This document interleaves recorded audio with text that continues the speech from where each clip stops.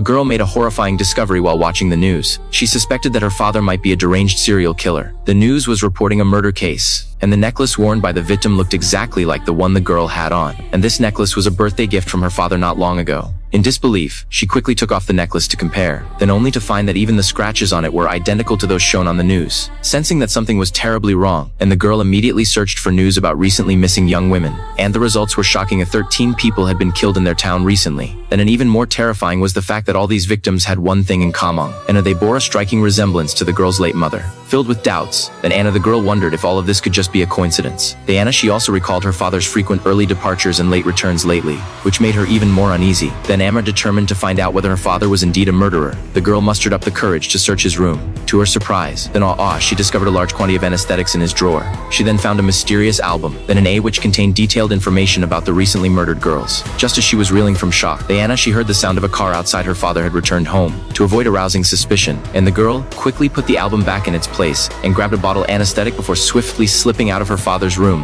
and returning to her own. Then Anna, trying to act as if nothing had happened. Just as she breathed a sigh of relief, Anna the girl suddenly remembered that the news was still playing on the TV downstairs. In a panic, then Anna, she rushed downstairs and turned off the TV just before her father entered the house. Then that's when she noticed that her father was wearing leather gloves. Testing the waters, the girl asked, "Is it very cold outside?" Her father replied naturally, saying that he wore the gloves because it was cold in the car. After that, Anna to the father and daughter watched TV together, but the girl couldn't calm down and even forgot to eat. Suddenly, the girl accidentally cut her hand on a sharp edge. Her father immediately and tenderly treated her wound. Then Einar, seeing her father's meticulous care and attention, the girl could hardly imagine him hurting anyone. Then she thought that perhaps she was just overthinking things. However, late into the night, the girl still tossed and turned. The Manna, unable to sleep, the doubts in her heart lingered. Suddenly, she heard footsteps outside the hallway. It turned out that her father had lowered the stairs leading to the attic. Then Anna to the girl heard sizzling sounds coming from above, making it clear that her father was doing something unspeakable up there.